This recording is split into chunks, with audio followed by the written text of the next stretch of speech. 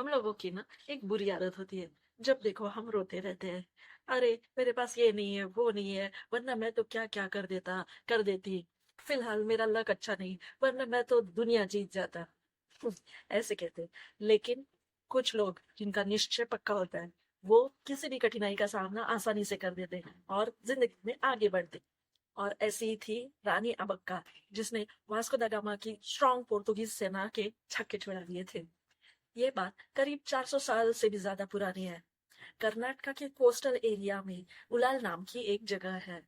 1497 में जब वास्को दा गामा इंडिया पहुंचे, तो पूरे कोस्टल एरिया में उन्होंने और पूरे पोर्तुगीज सेना ने मिलके कई किले यानी फोर्ट्स बनवाए। पोर्तुगीज नेवी भी काफी स्ट्रांग थी और उसी की वजह से उन्होंने गोवा पे अपना कब्जा कर लिया था। और अब उनकी आंखें थी उलाल पे। उस समय उलाल की रूलर थी रानी अबक्का। रानी अबक्का बचपन से ही बहुत तेज, बहुत होशियार थी।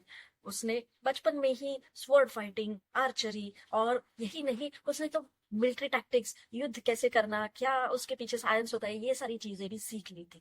1525 में अबक्का उलाल की रानी बनी और उसके बाद उनकी शादी बंगेर नाम के एक राज्य के राजा से हुई।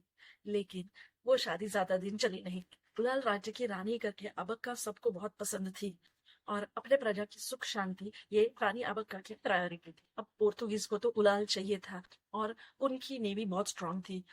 तो उन्होंने उलाल पे अटैक करने के लिए 14 यानी 14 वॉरशिप्स मैंगलोर में भेजी और वहां से वो उलाल पे अटैक करने वाले थे।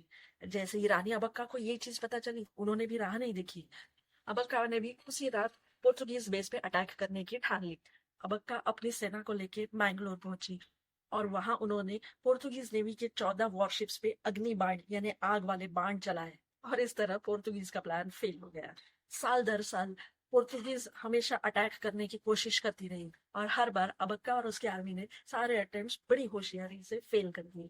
1559 में पोर्तुगीज आर्मी ने तो मैंगलोर शहर में उत्पात मचाया था, वहां का काफी कीमती सामान चुराया और वहां के कई लोगों को ही नहीं, बच्चों को तक मार दिया उन्होंने। मैंगलोर के बाद पोर्तुगीज सेना ने उलाल पे अटैक किया। ऑफ कोर्स रानी अबक्का ने उसका भी सामना किया, लेकिन उसी अटैक के साथ साथ एक और अटैक हुआ। वो था पोर्तुगीज जनरल जनरल पिक्सोटो का अटैक। उन्होंने सिर्फ उलाल सिटी को ही कैप्चर नहीं किया, वो तो सीधा रानी के दरबार में भी पहुंच गए। रानी जैसे तैसे वहां से भाग निकली और कुछ समय के लिए एक मस्जिद में छुप गई थी।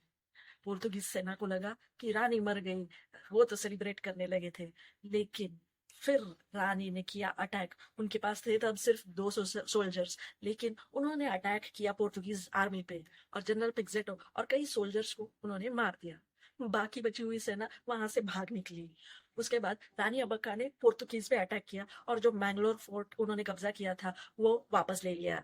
लेकिन फिर अगले साल पोर्तुगीज ने वापस रानी अबक्का पे अटैक किया और जो मैंगलोर फोर्ट था उसे फिर से छीन लिया।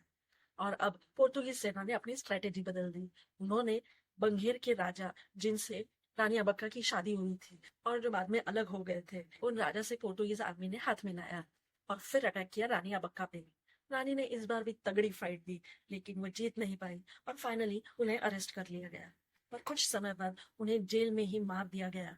रानी अबक्का तो चली गई, लेकिन उनके वीरता के किस्से आज भी कहानियों में से, गानों में से कर्नाटका में बहुत पॉपुलर है।